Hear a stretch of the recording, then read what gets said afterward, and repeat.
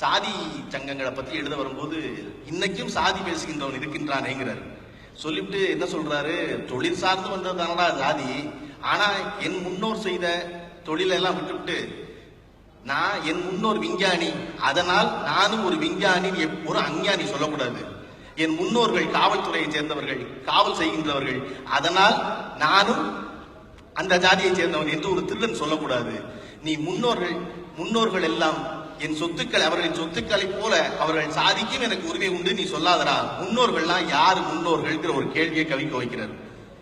யாரு முன்னோர்கள் கேட்டு வைக்கிறார். சொல்றாரு, இந்த உலகத்தில் முதலில் தோன்றிய மனிதன் இருக்கிறானே அவன் தான் உனக்கு முன்னோர். அப்படி பார்த்தா நீங்க எல்லோருமே தாழ்ந்த சாதிக்காரர்கள் தான் சொல்றாரு. ஏன்னா இந்த உலகம் தோன்றிய பொழுது இருந்தது 4 தான் தமிழ் சொல்லுகிறா. 1 குறவன், 2வது இடையன், 3வது பள்ளன், 4வது செம்படவன். இந்த 4 தாழ்ந்த குலம் நீ சொல்றியே, இந்த 4 பேர் தாண்டா உனக்கு முன்னோரு. அதையும் தமிழ் தாண்டா சொல்லுது. வேட்டையாடி பிழைத்துக் கொண்டிருந்தான், அவன் தான் முதல் மனுஷன். அவன் மலையில வாழ்ந்தான், வாழ்ந்த இடத்துக்கு பேர் குறிஞ்சி, அதனால அவன் குறவன் தமிழ் சொல்லுகிறா. நீ தாழ்ந்த சாதிக்காரன்.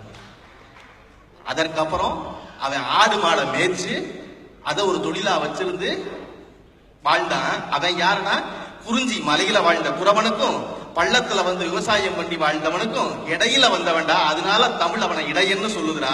அவன் தாழ்ந்த சாதிடா, நீ தாழ்ந்த சாதிதான்டா.